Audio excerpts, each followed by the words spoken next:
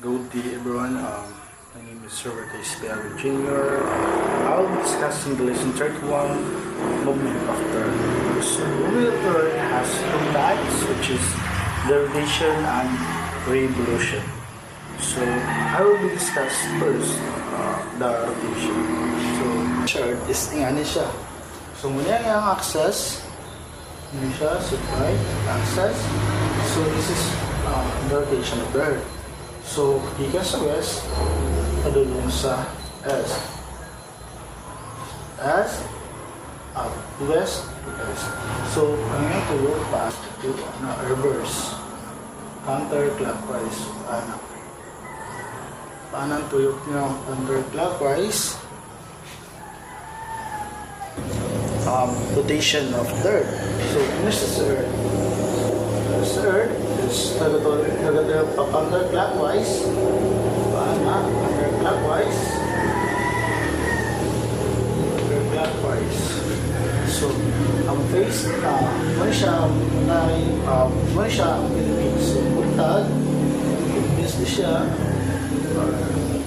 Other country na same o daytime running. Ano siya? So, ang opposite sa Philippines is gabi na siya. Gabi na rin. Buntag ng Philippines, gabi niya ang opposite. Okay. Nagtulog pa si Earth, pa-counterclockwise. So, pagkitaan na ito nga, sa east yun, nagkita si Sun, then sa west po siya, nagsalok. So, that is the effect of the Earth's rotation. So, makakreate din siya o illusion kay abi na to nga si Sun is mao'y nagtuyok kang Earth. Hindi baliktad. Hindi si Earth ang nagtuyok kay Sun. So, that was the rotation of the Earth and the effect of rotation of the Earth. So, next, I will be discuss the revolution of the Earth, which is magtuyok na si Earth kang Sun. But that what we call revolution. So, Earth, pag mag-move na siya sa orbit sa Sun, so, or mutuyok na si Earth sa Sun, mutuyok na siya, ay, mutuyok na siya counterclockwise, tawag na is revolution. Revolution. So, counterclockwise lang siya walang tuyok niya. Every tuyok niya na siya 365 days. Every isa katuyukan niya sa Sun na siya 1 year. And 1/4. 365 days and 1/4. So, kada tuyok niya. So, napuntag na tuwag na leap year, kaya tuwag, every 4 years na siya makita na to or madugagan og adlaw ang February which is meron siyang 29 days ang February.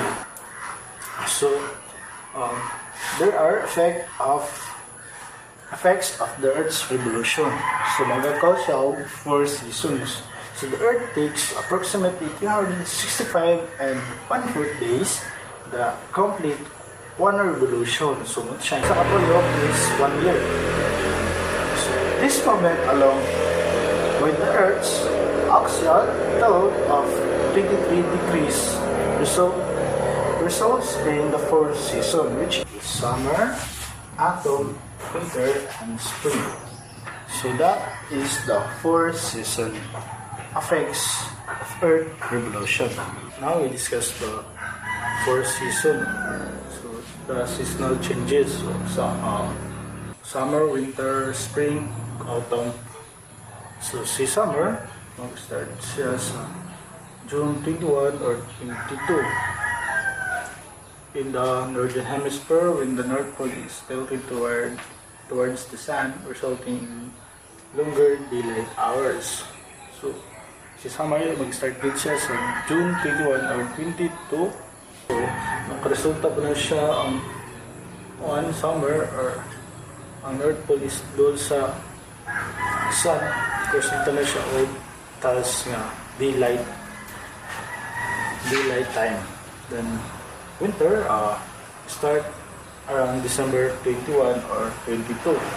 When the North Pole is tilted away from the sun, leading to shorter daylight hours. So, winter, mag-start siya sa December 21 or 22. If si North Pole is layo na siya sa sun, or wala na siya naka-face sa sun. So, short na daylight time. So, dali na siya mag-ibig. And sa spring equinox is on March 21. Start ang spring, which is ang spring is una siya ang sinigdanan padulong sa summer. Okay, pa-ending naman po ang winter. Then sa autumnal is equinox, start siya sa September 23. Ay si summer po na is padulong na po siya manay. Maguli si autumnal, which is autumnal is siya ang starter sa winter. So pag autumnal na, so mag-start na po bugnaw ang palibot.